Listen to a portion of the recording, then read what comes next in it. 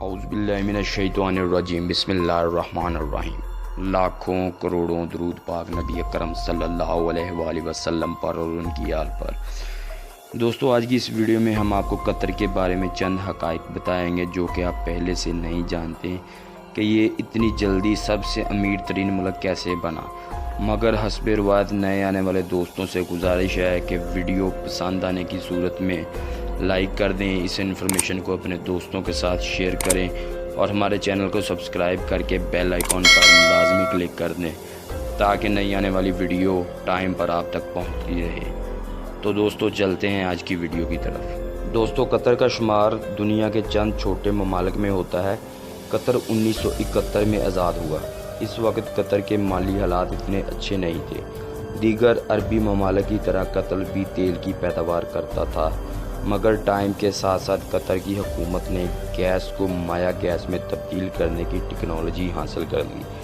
اس technology کی وجہ سے قطر کو ایک خطیر سرمایہ کاری کرنی پڑی اور بہت قرضہ بھی اٹھانا پڑا، مگر جب یہ ٹیکنالوجی ان کے پاس آ گئی تو قطر ترقی کی سیڑھیاں پھلانگتا ہوا دنیا کا سب سے امیر ترین ملک بن گیا۔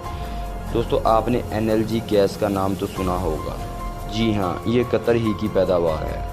مسلم دنیا کا نہیں بلکہ پوری دنیا کا سب سے امیر ترین ملک ہے۔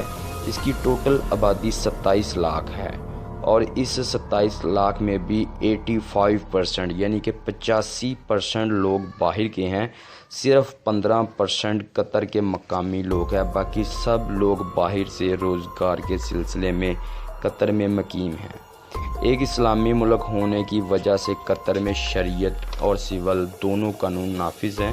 شریعت کے قانون کے مطابق عورتوں پر بہت سختی کی جاتی ہے اور یہاں کی عورتیں ہمیشہ باپردہ رہتی ہیں اور برقع اور عبایا ان کی زندگی کا لازمی حصہ ہے۔ قطر نے یہ ساری ترقی صرف 30 سال کے عرصہ میں کی۔ اب تو اس کی ترقی اتنی زیادہ ہو گئی ہے کہ فیفا ورلڈ کپ 2022 بھی قطر میں ہی ہو رہا ہے اور قطر اس کی میزبانی کر رہا ہے، جس کے لیے قطر بہت بڑے بڑے اسٹیڈیم بنا رہے ہیں اور اس کام کے لیے قطر کی حکومت کے ساتھ قطر کی افواج بھی پیش ہیں۔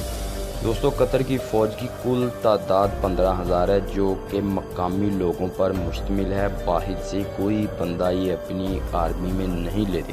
دوستو اسلامی ملک ہونے کی وجہ سے قطر کے قانون بہت سخت ہیں۔ اس ملک میں شراب یا کوئی بھی نشہ آور چیز استعمال کرنا بے حد ممنوع ہے اور ہر مذہب کو بھی کھلی آزادی ہے اور کسی مذہب کی توہین کرنے کی وجہ سے آپ کو 7 سال قید ہو سکتی ہے۔ اس ملک میں 20% عورتیں اور 80% مرد ہیں۔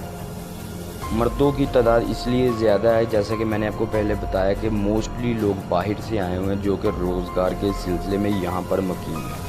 اگر دیکھا جائے تو سنگاپور کے بعد سب سے زیادہ امیر لوگ قطر میں ہی رہتے ہیں۔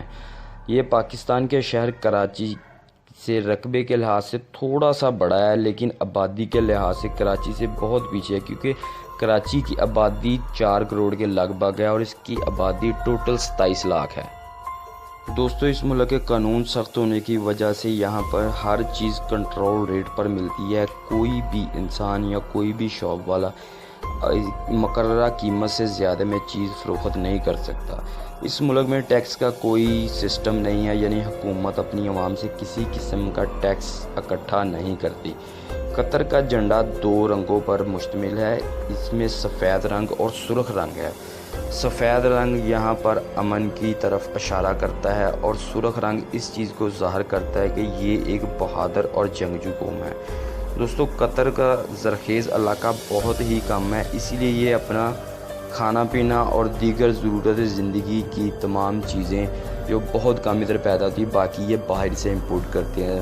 فار ایگزامپل KFC کا چکن یا پھر سبزیاں وغیرہ یہ بہت ادھر کم پیدا ہوتی ہیں اور یہ موسٹلی باہر سے ہی منگواتے ہیں۔ دوستو آج کی اگر یہ ویڈیو اچھی لگی تو ہمیں کمنٹ سیکشن میں لازمی بتائے گا۔ انشاءاللہ ملتے ہیں اگلی ویڈیو تک، تب تک اللہ حافظ۔